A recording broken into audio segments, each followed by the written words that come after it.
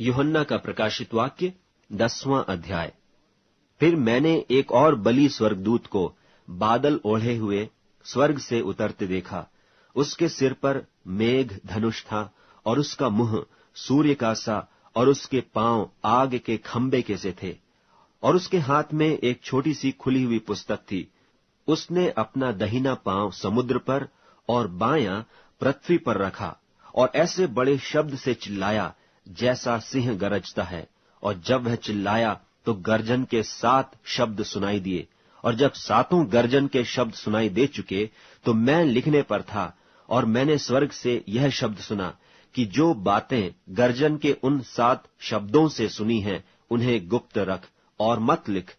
और जिस स्वर्गदूत को मैंने समुद्र और पृथ्वी पर खड़े देखा था उसने अपना दहिना हाथ स्वर्ग की ओर उठाया और जो युगानुयुग जीवता रहेगा और जिसने स्वर्ग को और जो कुछ उसमें है और पृथ्वी को और जो कुछ उस पर है और समुद्र को और जो कुछ उसमें है सृजा, उसी की शपथ खाकर कहा, अब तो और देर न होगी, वरन 7वें स्वर्गदूत के शब्द देने के दिनों में जब वह तुरही फूंकने पर होगा तो परमेश्वर का गुप्त मनोरथ उस सुसमाचार के अनुसार जो उसने अपने दास भविष्यद्वक्ताओं को दिया पूरा होगा।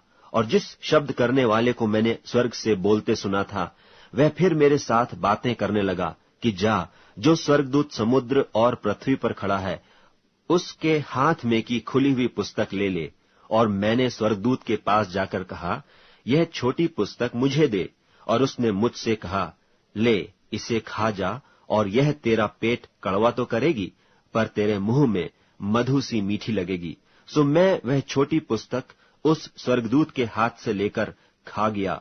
वह मेरे मुंह में मधु सी मीठी तो लगी, पर जब मैं उसे खा गया तो मेरा पेट कड़वा हो गया। तब मुझसे यह कहा गया कि तुझे बहुत से लोगों और जातियों और भाषाओं और राजाओं पर फिर भविष्यवाणी करनी होगी।